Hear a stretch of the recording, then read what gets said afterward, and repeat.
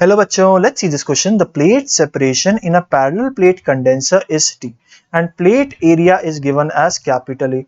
If it is charged to V volt and the battery is disconnected, then the net work done in increasing the plate separation to 2D will be. Okay. So हमें क्या बोला गया कि battery को disconnect कर दिया गया. अगर बैटरी डिस्कनेक्ट हो जाती है तो क्या होता है? अगर बैटरी डिस्कनेक्ट हो जाती है तो जो चार्ज होता है कैपेसिटर पे वह कांस्टेंट या उतना ही रहता है जितना पहले था. ठीक है ना. तो हमें क्या बोला गया, एक कैपेसिटर है मेरे पास, ठीक है ना, जिसका प्लेट सेपरेशन है D, जिसका एरिया है A. तो क्या मैं कह सकता हूं इसकी जो एनर्जी है, करंट इसके पास जो एनर्जी पोजेस कर रखी है इसने, अगर इस पे चार्ज Q है तो वो हो जाएगी half of Q square upon 2C. मानते हो ये बात? ये हो गई क्या मेरी, ये हो गई मेरी इनिशियल एनर्जी.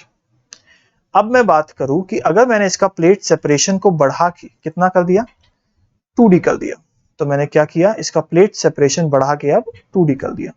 और मुझे पता है क्योंकि ये बैटरी से डिस्कनेक्टेड है तो इसके ऊपर जो चार्ज है वो उतना ही रहेगा जितना पहले था.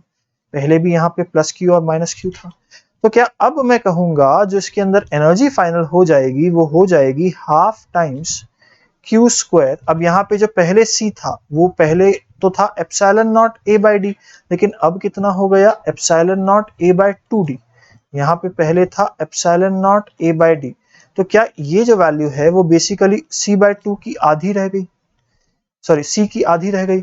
यानी क्या मैं कहूंगा यहाँ पे इस बार जो एनर्जी है वो 2 times half of Q square by C है.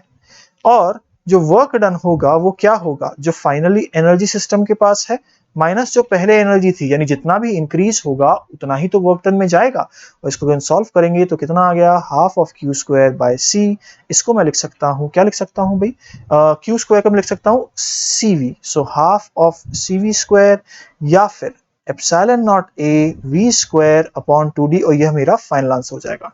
Looking at the options, A गलत हो जाएगा, B गलत हो जाएगा, C गलत हो जाएगा एंड D सही हो जाएगा. Hence the correct answer is option D. All the best.